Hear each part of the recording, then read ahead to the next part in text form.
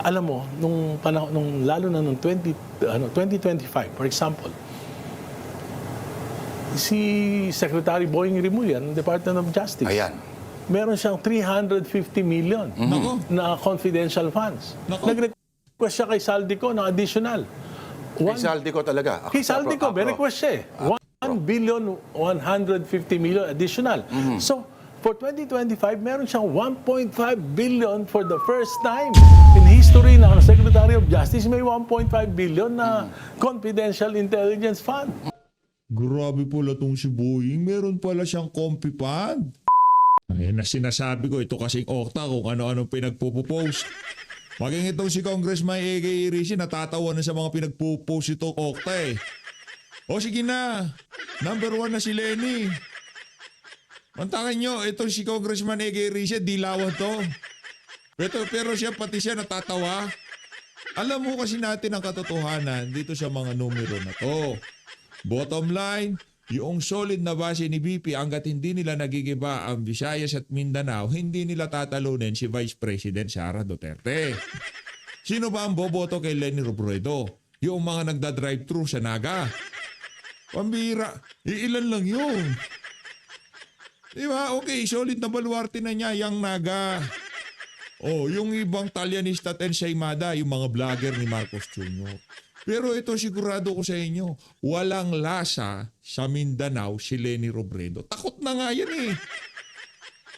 Takot na ho siyang tumakbo ng pagka-presidente. Kasi pagka natalo pa siya dito sa susunod na to, tumakbo siya ng isang beses. Presidente, natalo siya ni Marcos Jr. Partida, magkalaban yung dalawa na yan ha, magkalaban. Pero dito sa darating na hahalalan sa 2020, magkakampi ho sila. Para saan? Para labanan itong si Vice President Sara Duterte. Anong ginawa ni VP Sara kay Marcos Jr.? Wala. Bakit galit na galit si Marcos Jr. kay VP Sara? Kasi nagnakaw sila. Kasi binalahura nila ang kaban ng sambayan ng Pilipinas. Ngayon, alam nitong si Bangag, pagka naging presidente si Sara Duterte, may kalalagyan sila. Si Boying Remulla, yung panaginip na presidente si VP Sara, na ano ho yan? Na-nightmare siya, na-nightmare.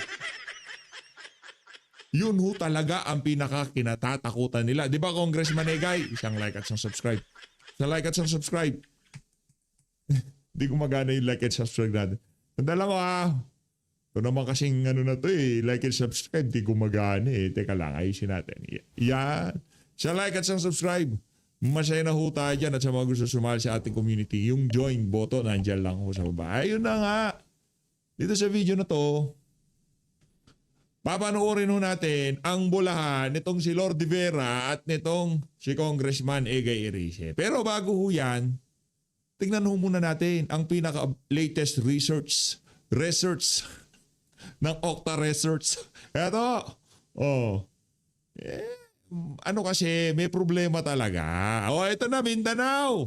Duterte Marcos, ba't nyo pa kasi pinagpipilitan niyang Duterte Marcos? Wala ngang ganyan. Mga bangag na rin ba itong mga taga-Okta na to? Mga bangag na ba kayo? O namalitahan kayo? Hindi pa pumili si VP Sara. Ang laban ngayon, Sara versus all. Wala pa siyang Vice President. Kaya pagka ikinabit nyo yung pangalang Marcos sa kanya, natural. Di ba? Bababa numero niya kasi maraming galit dito sa administrasyon ng ading niya. Tama, mali. Kayo naman taga-Okta. Lalaruin nyo lang ang numero at naratibo. Ganyan pa, wag ganon. Hindi nyo makukuha siya ganyan ang sambayan ng Pilipino. Ang bottom line dito. Okta, makinig kayo ha. Baka akala nyo maloloko nyo kami dito sa PH Update. Ang dahilan kung bakit nyo isinama si Amy Marcos kay VP Sara sa nag-iisang kadahilanan para bumaba sa survey si BP. Bakit? Unang iisipin ng ating mga kababayan na makakakita sa survey na yan, kukuba si Sara Duterte? May depresya ba siya sa utak? Itong mga Marcos na to, pinatapon na sa dahig Netherlands sa kanyang ama, tapos ang Vice President niya, mangga pa. Nag-iisip ang mga tao. Ngayon, yung mga hindi malalim sa politika, baka akala nila si Raulo pa si VP Sara nito. O doon sa mga ibang vlogger dyan na gusto maging VP ni VP itong si Marcos Jr., VP ni President Sara Duterte itong si Amy Marcos. Yan ang magiging resulta. Bakit? Magmumukhang nga kurung-kurung ang naratibo. Pagka ginawang VP ni President Sara itong si Amy, hindi talaga siya viable. Hindi siya pwede. Yan ang sinasabi ko. Yung mga datihan dito sa PH Update, alam mo nila yan. Alam ho nila na hindi pwedeng magsama tong dalawa na to. Nandiyan si Bongo, Malasakit Center. Nandiyan si Senator Robin Padilla, mga Bangsamoro. Mga Muslim ang susuporta dyan. Nandiyan sino pa ba? Senator Rodante Marcoleta. Mga kababayan natin INC ang nakabackup dyan. Nandiyan si Pastor Tibuloy. Diba? Ang daming pwede ilalagay nyo talaga si Amy. Kayo mga taga-Okra Research, ayusin nyo sa susunod para hindi kayo, hindi ko kayo nabibigyan dito sa PH Update. Mga walang iya kayo. Eto, dito daw sa sa Balance Luzon daw. At saka sa Luzon. Doon na mayagpag itong si Lenny. At itong si, taga Luzon ako. Karamihan ng mga kasama ko dito sa PH Update, especially yung mga kababayan nating OFW, taga Luzon at Balance Luzon. Ilocos, Bulacan, Manila, Caloocan, Cavite, mga nagko-comment sa baba.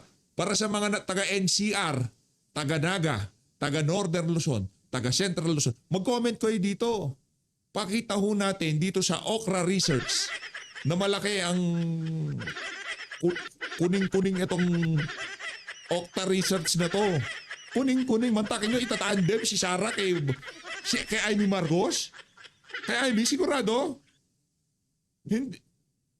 Diba? Masyadong obvious na gustong pababain ang survey ni BP Sara, ikakabit ang pangalan niya dito kay Amy Mangga. Ilagay mo dyan si Robin Padilla, tingnan natin kung saan pupulutin yan, Lenny Robredo, Erwin Tulfo na yan, si Rapi Tulfo. Sige. Lagay nyo dyan si Bongo. Lagay nyo dyan si Bongo. Lagay nyo dyan si Marcoleta, tingnan natin kung saan tayo magpapang-abot. Pag linagay mo dyan si Marcoleta, automatic ang INC. Matik. Linagay mo dyan si Senator Robin Padilla, mga Muslim, Luzon, Visayas, Mindanao. Tandaan nyo mga kababayan, ang mga kababayan nating Muslim, nasa iba't ibang dako ng Pilipinas. Nasa iba't ibang dako ng daigdig. Kaya kayo dyan sa Okra Research, tigil-tigilan nyo yung mga kaibangan nyo na yan. Tayo tayo dito kay Egay Rice. Former. Take note sa former. May dahilan kung bakit ganun. Kayo kasi Kong Egay, kasi kung ano ng mga talumpati. Ikaw naman kasi Lord Ang gusto kasi ni Lord yung naratibo nakakabit lang sa mga dilawan at pinklawan Okay. I'm just doing my job as the Deputy Minority Leader. Ginagawa rin naman itong si Lord ang trabaho niya. Magpakaaso sa amo niya. Ang may tawag sa amin dyan, Kong, may tawag sa Caloocan dyan, basag trip ang tawag nila. Pero, okay. Critical ka sa... Ang tawag sa amin dyan, Lord, sa ginagawa mo na yan, dog style. maraming aspect. Sorry. Tuta. Ano ba yung tuta? Pagka lumaki? Aso. O ano yung style na ginagawa ng mga yan sa network nila? Style. So, Epekto ng wag mo na ipilit PH. Napapasama lang lalo. administrasyon. Pero unahin muna natin kasi kauulan lang. Okay, yung flood control scandal at this point, Yan, Lord. Magkakasundo tayo dyan. Palakpakan natin to si Sir Lord Rivera. Akala siguro nito si Sir Lord, hindi natin siya papalakpakan. Papalakpakan kita, Sir Lord. anyari na ba, Kong? Tanong mo kay Congressman Irice tapos tumawa ka, Lord. Yung flood control, especially in Metro Manila, ang biggest allocations for flood control isa sa yung Metro Manila. Pero they are missing the point. Bukod dun sa mga anomalous flood control projects, ang pinakamalaking dahilan ng flooding sa Metro Manila is not the projects, but solid waste. Okay. Nakita naman natin yun sa Parañaque. And Grabe because, ang dahilan din yan, corruption. Kasi sa Metro Manila, yung garbage collection ng mga local governments, lahat yan, ang tawag nila dyan, collect all. Ano So po ibig sabihin nun? ibig sabihin, babayaran lahat ng mga contractors, babayaran ng certain amount. For example, collect all garbage for 10,000 a month. Oh. So, pipirmahan lang yon na na-collect, babayaran na sila ng 10,000. Oh. Pero ang totoo nun, they're just collecting 40 to 50% of the solid waste. At lahat ng 50 to 60% nasa mga drainage, nasa mga creeks, na hindi naman nakokolekta. Kasi hindi naman napapasok ng mga collectors, yung mga kaloob-looban ng Metro Manila sa mga urban centers, ganyan lahat ang nangyayari. Kaya yung pagka bumabagyo, makikita mo yung solid waste nandun na sa dagat. Inaanod na lang. Kayo pala ay nagtrabaho sa MMC dati. Yeah. Ang precursor ng MMDA. I'm the chief of the research and monitoring section. Nako, di alam na dapat yan. Yes. Oh. So, halos walang pinagbago mula nung dekada 80. Well, ang pinagbago, yung population. So, the more populated Metro Manila is, the more solid waste. Kasi we're producing around 0.7 to 0.8 kilo per person per day. Per day, ah? Yeah. O kung yung ating DPWH ay pinagmamalaki na, at least hindi ganun katindi yung baha ngayon. Kasi may gumagana rin mga pumping stations, Nako. at kung ano-ano pa, mga So naniniwala si Lord de Vera doon. parang proud siya. Well, sa tingin ko, Ayoko ng baboy. Ay, mali pala. Mali pala man. Ako kasi ayoko ng baboy. Si Lord de Vera, gusto ko ng baboy, pare. Gusto ko ng baboy. Yan si Lord de Vera. Di ba, Lord? Gusto mo ng baboy? Maraming ganyan sa Philippine politics, mga baboy. Diba? Gusto mo yung cute na baboy, matabang baboy, merong ribbon na baboy. Gusto mo yung baboy na dadali mo sa school, di ba? O punta ka sa Philippine politics. yung baha, dapat Gusto ko ng baboy, pare. Gusto ko ng baboy. makita Sa yung kanta ni Lord de Vera, gusto niya daw ng baboy. nila ano ba yung density. Dapat ipaliwanag niya ano ba yung density ng pagulan. Kasi depende yan eh. Kung mas Lord, malakas yung nung mga Lord, nakaraan, talagang yung Kanya rainfall density, mabigat Kanya talaga. Ngayon, hindi naman ganun kabigat. Opo. Kasi parang ano ngayon, El Nino ngayon eh. Okay. So, kayo ho ba ay nagulat nung huling sona ng Pangulo, ang pambungad niya, agad yung pinsan niya, agad yung kinuwelyuhan, kumbaga. Pero kahit hindi pinalangalanan, alam natin kung sino naman yun. Ano? Kayo ho ba ay inasahan nyo na yon o medyo, kakaiba to ah? Hindi naman totoo yan, optics lang. Ang tawag doon di ba si Greg Garcia yung kanilang ang tawag doon utos, sunod, palakpak. Ganun lang yun, papalakpakan. Pagkatapos wala na yun. Kasi I don't think that the President can afford to jail former Speaker Martin Romualdez. Kasi hindi naman mangyayari yung 1.45 trillion insertions, diversions to flood control for 3 years without the cooperation of the whole of government, meaning the House, the Senate, and the President's Cabinet, especially the Department of Budget and Management. Alam nila lahat yan. They cannot take away the flagship projects, funds for flagship projects, and palitan ng mga flood control. Kung hindi alam ng mga secretary ng DBM, Department of Finance, hindi nila magagawa. Executive Secretary, hindi nila magagawa yun. Ibig sabihin, pinayagan nila yun. So, may responsibility. Ang laging hirit ay ang presidente, ang siya nagbunyag. Pinunyag niya Lahat ng ito, 3 years. sasabihin niya, After 3 years, mahiya naman kayo. it's a question of complicity or competence. Meron sinabi yung dating speaker na parang, if I'm going down, parang I'm not going down alone. Yun ang, I don't think that the President can afford to jail former Speaker Romualdez. dahil laglagan na yan. Laglagan na yan. Okay. Kayo ay surrounded pa rin ng mga taong malapit kay Zaldico or may kinalaman kay Zaldico. Anong pakiramdam po nun at kamusta naman ang bagong speaker, ang humalili po na si Speaker Boji? Well, Speaker Boji, matagal ng politician yan. So, diplomatic. Actually, nung first term ko, kasabay ko na rin yan as representative of Isabela. So, governor yan. So, okay siya in terms of handling Congress. Pero, siyempre, ang daming power block talaga dyan. Andyan pa rin yung influence ni Speaker Romualdez. Andyan pa rin Talaga ramdam pa rin sila? ramdam pa rin at andyan pa rin si ang majority leader, yung anak ng pangulo. Pero kung may sway, halimbawa, yung block ng pangulo at yung sa anak, bakit yung sa supposed priority bills ay dalawa lang daw yung napirmahan? It's out of 51 to 52 ng priority bills, supposedly.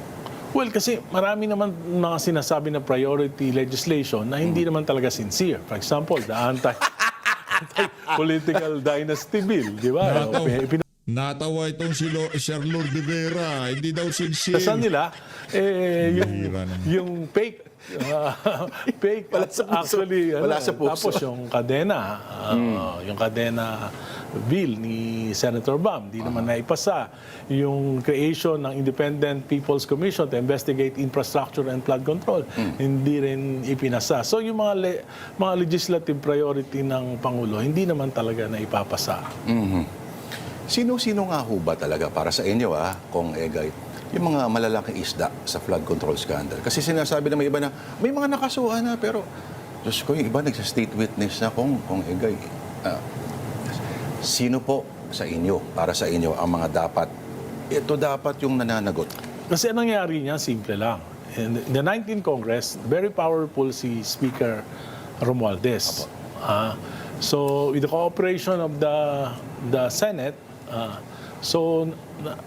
pinapalitan nila yung President's budget. Yung President's budget is actually a product of all a year-long preparation of several departments of government.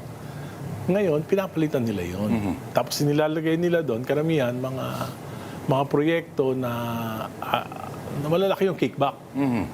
Yung rock netting, yung mga studs sa kalsada. Tapos yan nga, nauso na yung flood control.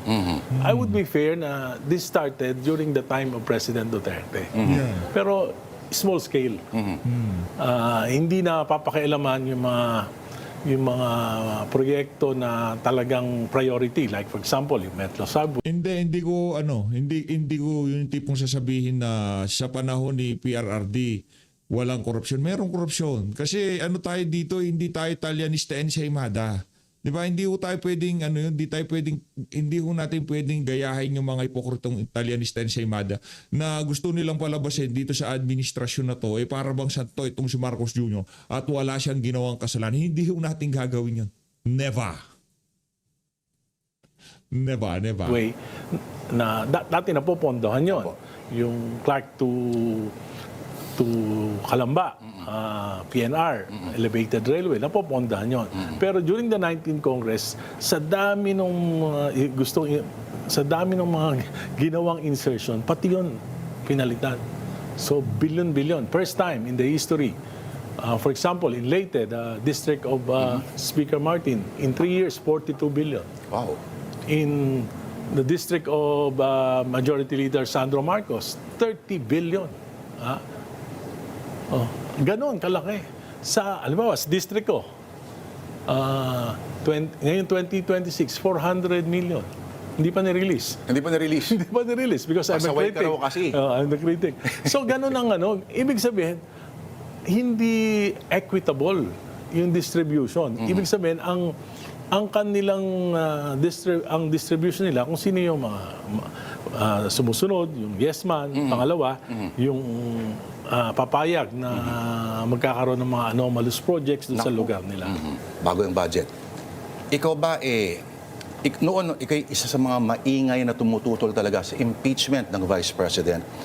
Pero, hindi ka naman alay. No, I'm not against the impeachment of the Vice President.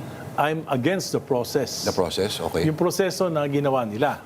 Bakit? Kasi nakita ko yung mga congressman, continuation lang ito nung 19 Congress, na incentivize ng bilyong-bilyong piso ng mga infrastructure flood control projects.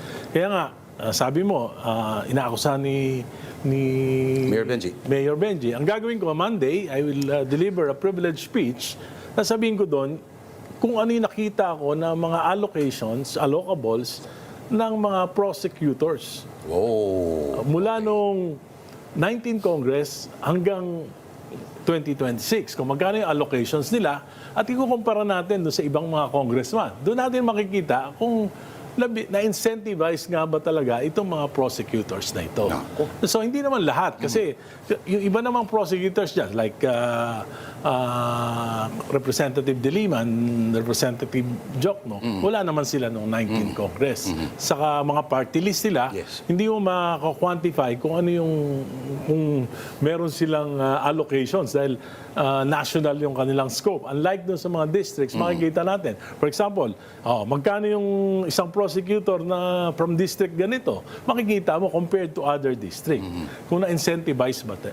Pangalawa, kaya naman ako hindi nag-abstain during the voting. I'm not against. Actually, I abstain. Bakit? Hindi nila pinayagan, first time in the history of Congress, na isang miyembro ng Kongreso hindi pwede magtanong sa mga witnesses. Dati ako member, tinanggal nila ako. Tapos nung natanggal na ako, hindi na ako pwede magtanong. So, Uy, may isang pwedeng inahayaan nila magtanong Sino? Kahit hindi member. Sino? Yung anak nung nakadetain ngayon, Si Marcoleta. Si Marcoleta, hindi siya pwede magtanong. Hindi You siya can tatanong. only Manifest. but you cannot ask questions. So, marami akong questions na gustong malaman, pero hindi nila ako pinayagan. Kung magmamanifest ka, wala yun. You cannot seek out the truth by just expressing your opinion. So, marami akong tanong kay Madriaga, marami akong tanong sa COA, marami akong tanong doon sa mga witnesses. Hindi nila ako pinayagan. So, at hindi na itanong yung mga tanong Hindi ko. natanong. Okay, pero ngayon gumulong na kung ino-observe mo ba siya? Yes, Anong of pananaw course. mo rito? Well, dun sa yung unang article, yung sa I don't think na Grave threat. it's an impeachable offense. Yung grave Oo, threats. sinabi mo. Hindi, I don't think that's yung saka nakita ko out of anger ni BP Sara. So yung siguro sabi ko nga kung katangahan yung kanyang threat, katangahan din yung maniniwala. Aray ko, ito naman. Ito. Kung Egay, pagka medyo bumaba na ka, bumibisi na ka, ha? Kasi yung mga ibang, mga kasama mo sa PDP laban, paniwalang-paniwala sila doon sa mga sinabi ni BP Sara, doon sa grave threat daw. Ba't ito si Dili? Pambihira naman ito si... Pinapalabas mo pa naman ito si Kapunan dyan sa ano. Huwag ganun. Kung Egay, bumibisi na ka ako, alam mo naman, dito sa PH Update, love ko tong si Congressman Egay kahit na dilawan yan. Kasi may prinsipyo. Wala akong pakialam kung dilawan, pinklawan siya. Ang importante dito, meron siya prinsipyo at paninindigan. Hindi niya inayuna na mga kabalbalan itong administrasyon na to. Threat na gano'n. Di ba? Parang yun ang aking opinion doon. Second, doon sa ito pa lang naman, yung pangalawa. So I cannot prejudge on the Article other 1 articles. sa Confidential Intelligence Funds. Sa intelligence fund, buong Pilipinas, presidente, vice president, governors, mga secretaries, may mga confidential funds, yung mga agencies. Ganyan din naman ang sistema lahat Alias lang yan Pumunta sa Mindanao nga, pag dumating ang balitang-balita, pag dumating na yung confidential intelligence fund, pinaghahatian na lang yan ng mga politiko. So this is a systemic problem na talaga kung bakit ilalagay. Pangalawa, wala namang confidential fund yung Office of the Vice President. Walang line item yan sa 2022 budget. Ang ginawa, nag-request si BP Sara, binigyan ni Presidente ng confidential fund na hindi naman dapat po pwede dahil wala namang confidential funds item dun sa BP budget. But when the friendship turns sour, Ayun na yun. So, saka, Alam mo, nung panahon, lalo na nung 2025, for example, si Secretary Boying Rimulya ng Department of Justice, Ayan. meron siyang 350 million Nako. na confidential funds. Nako. Nag-request siya kay Saldico ng additional. Kay Saldico talaga. Kay Saldico, may request siya eh. 1,150,000,000 additional. So, for 2025, meron siyang 1.5 billion for the first time in history na ang Secretary of Justice may 1.5 billion na confidential intelligence fund. Grabe pala tong si Boying. Meron pala siyang compy-fund. Wala na, naloko na. Boying, kinakaya ka nitong si Congressman Egay. Oh. Baka merong ano to, ang tawag dito, yung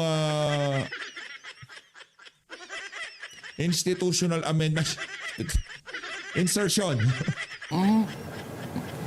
So, hindi lang pala ang, kumbaga, in-appoint ng presidente, in your words, para protektahan ng presidente. Kumbaga, si Ombudsman Rimulya din ay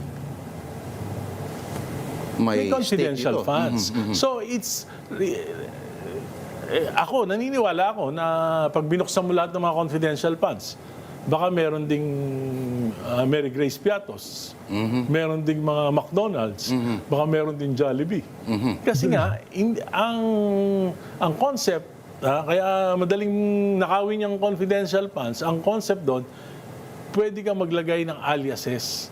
Kasi on the claim na pinoprotektahan mo yung identity ng asset mo. Pero, okay, Kong Egay, for the record, ikaw ay hindi DDS. Sabi ko nga, nung kinausap ako ni Secretary Vince Dizon, sabi ng Malacanang, ang pakiramdam nila, Sara ako. Sabi ko, paano ako magiging Sara? Di ba kayong mga Sara, nag-away-away lang kayo? During the time of President Duterte, I was the first one who spoke against the war on drugs. And mga advocacy ko is anti-political dynasty. I'm against the political dynasty of the Marcoses. I'm against the political dynasty of the Dutertes. Sabi niya, nakakalakas yung mga sinasabi ko raw na criticism sa Marcos administration. Nakakalakas daw kay Sara. Sabi ko, mali yun. Hindi ako nakakalakas. Kayo nakakalakas dahil mali yung mga ginagawa nyo. O kung pakikinggan nyo yung mga criticisms ko, yung ibang mga private corporation, nagbabayad pa ng critic para malaman nila yung mali, you can take advantage of what I'm saying. Sabi ko, kung pakikinggan nyo ko, sabi niya, hindi, ba't di mo na lang kami tulungan? Sabi ni Secretary Vince Dizon, sabi ko, anong gusto niyong tulong? Yung nakikita ko mali, sasabihin ko, tama. O bakit hindi na lang, kung may nakikita, may sinabi ako, di pag-aralan nyo, baka naman maitama nyo kung ano yung mga mali. Bilang miyembro ng opposition din, Yes. bahagi yun ng iyong... That's a part of the minority. I've been a minority for so long. I fought in EDSA 1, kasama na ako. 20 years old ako, lumalaban na ako sa martial law. O nung panahon, lumaban ako sa EDSA 2, lumaban ako sa Estrada. Nung nag-vote out yung Liberal Party kay Presidente GMA, so kasama din ako. So, yun yung yun yung aking prinsipyo eh. So, hindi ko po pwedeng dahil lang diyan sa pondo, dahil lang isasakripisyo ko yung aking mga Ang prinsipyo. tagal yun ng LP, ano, Kong? Yes. Tama ba? Bang Yes. 80, ilang years ba? 18 years? Mga ganun? 1988 when I first ran as 98. councilor under the Liberal Party. Nag-aksyon demokratiko pa kayo, pero... Last election. Last election. Why? Because nung sabi sa amin ni Vice President Lenny, she will not be running for president. So sabi ko, I'm running for mayor. Pag September 15, wala pang desisyon, I will go to Mayor Isko. Kasi kaibigan ko rin naman si Mayor Isko. So sabi, hindi tatakbo. Ang objective lang ni Vice President Lenny is to unite the opposition against the Marcoses. So punta na ako kay Mayor Isko. Pero September 27, Pero in fairness, hindi pa naman na-unite nitong si Senator, itong si Lenny Robredo. Hindi pa totally na-unite pero in fairness, nakita ko na-unite niya na ang oposisyon o yung mga dilawan-piglawan para dito kay Marcos Jr. Palakpakan natin. Ito si Leni Robredo. Na-unite niya. Yung pala ang plano talaga niya, ma-unite. Bago yung isip niya, hindi naman ako maka-trust kay Pero Mayor ito Isko. bang aksyon demokratiko na to is nagtinitrace pa rin ninyo yung inyong philosophy kay Raul Roco? Well, ang LP at ang Aksyon Demokratiko, dati isa lang headquarters niya sa Balay. Yes, kasi talagang sister party yan. Okay. Sa Balay, sa Cubao. Pero yung ibang mga kasamahan ninyo sa LP are aligning themselves with the majority. Kayo lang yata yung They are with the minority also. with the minority. Oh, pero politically, Pero ang problema nga, ako talagang nakakonsentrate ako on the administration. Why? Kasi siya yung presidente sa mga policies eh. Ang dami, ang akin naman policies, hindi naman personal eh. Ang karamihan ng mga kasama ko sa LP, kasama sa majority kasi hati kami. 3 members are with the majority, 4 members are with the minority. Yung mga kasama ko sa minority, ilan sa kanila concentrated on against the Dutertes. Pero ang sabi ko nga, mas importante makapagbigay ng check and balance sa administration because declining talaga yung ating economy. Sino ba dapat mong i-check dito? Yung si VP Sara na wala namang pakialam, dapat nga irrelevant na. Irrelevant na siya kung hindi lang talaga pinagtutuunan ng pansin na administration. kung egay upper middle income, Hindi naman totoo yun. Alam mo, yung upper middle income, ang ibig sabihin lang noon, 99 na mahirap, may pumasok na 1 bilyonaryo, nadamay lang. Pero mahirap lang, Dinivide lang per head, tapos yun na yun. Hindi naman yun ang ano. Okay, Kong. At ang pinakamasama, third quarter 2025, 3.9% yung GDP natin. Oo, not getting any. Tapos fourth quarter, 3%. First quarter 2026, 2.8. Ngayon, 2.3%. Wow. Ang inflation natin, more than 6%. Yet, Kong, ang budget, ang pinopropose sa budget for next year na 7.2 trillion is 6% higher than the national budget for this year. Alam mo, yung kinikita natin, 49% pinambabayad natin sa utang. 49, ah? 49, yung income natin, 49%. Ang debt to GDP ratio natin, 65.3. Ibig sabihin, yung ano natin, yung pag-angat natin, 3-4%. Ang utang natin, paglago, 10% a year. Kaya tayo utang para Mabayaran. bumilis yung Supposedly. yung economy. Yung gross ang nangyari, mas mabilis yung utang. So mababaon yung kinabukasan ng mga Pilipino. Meron din naman daw nakalaan para dyan, ano? Napaka-generic yung tema ng NEP ngayon, ano? People-centric para daw inclusive at maging resilient. Na people-centric, people-centered. As if naman sa robot magagastosin yung mga pondo. Pero kung mas bababa ng ilang bilyon yung pondo ngayon para sa edukasyon. Pero, of course, pagdating sa BICAM, karaming milagro ang mangyayari dito. Maraming changes. Pero ayoko nang husgahan yung 2027. Hindi ko pa naman napapag-aralan. Actually, wala pa akong kopya. Pero yung mga nakaraang budget, ayuda. Yan yung pinaka-number 1 na yung mga government spending natin, wala sa infrastructure. Hanggang ngayon, wala pa napapagawa ni isang building, ng school building. Ang pinaka-effective nilang programa sa paglalabas ng pera, puro ayuda. Kaya yung mga tao natututo na puro ayuda na lang. Nakanganga, nag-aantay ng ayuda. Maraming Pinoy na tingin nila yun ang trabaho ng gobyerno. Yan. Kaya nga, ang nangyayari,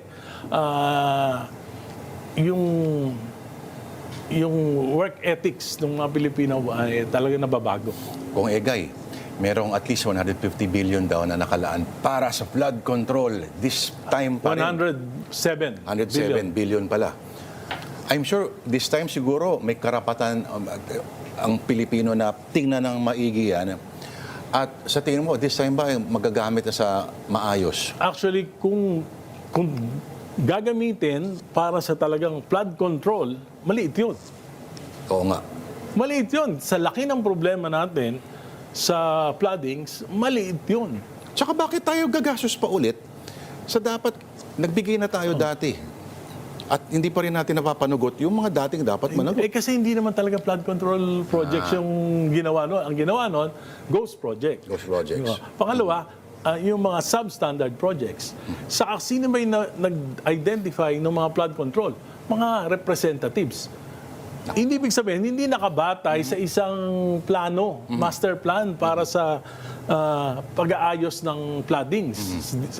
So, yun, kanya-kanyang diskarte ng mga representatives. So kung yung inyong kontrasona supposedly has 3 parts. Yes. Yung una, nirefute ninyo yung mga pinagmamalaki. Yung pangalawang part is about what? It's about the flood control. Flood control. Ipapaliwanag ko Exclusively. kung ano nangyari. Kasi ayaw talagang yung mga investigasyon puro bitin eh. Puro mga for example, sabi ni Senator Lacson, nakatanggap si mga Bersamin ng 8 billion pero hindi na inimbestigahan. Sabi ng Supreme Court, yung pinalabas na Alam mo na tawag dyan na kung Egay, ang tawag dyan ng mga remulya, dyan sa mga tulfo, dyan sa dyan sa style na yan. Tawag nila dyan, hausyaw. Hausyaw yung investigation. mga unprogrammed appropriations, pirmado lahat Hausyaw ni eh. Secretary Pangandaman yung nadala sa mga flood control projects. Hindi rin inimbestigahan, in-appoint pa. So, bakit ganon? Bakit ganon? At ang sa mangyayari ho ba yun sa Monday? Kamo? Yes, Monday. Sa Monday. At papangalanan ninyo yung posible sa mga... Hindi, I will just name the districts with the biggest allocations. Tapos bahala na sila, prosecutor ba yan o hindi? Alam mo, dapat mapunta yan kila Attorney Ligutan at Attorney Lorna Capunan, the ones who do the heavy lifting. Maraming salamat sa oras mo. Ngayon na nga mga kababayan, dito na tatapusin ang ating reaction video. Basta ako ayoko ng baboy. Ito si Lord, di ko alam kung gusto niyang baboy. Malino natin.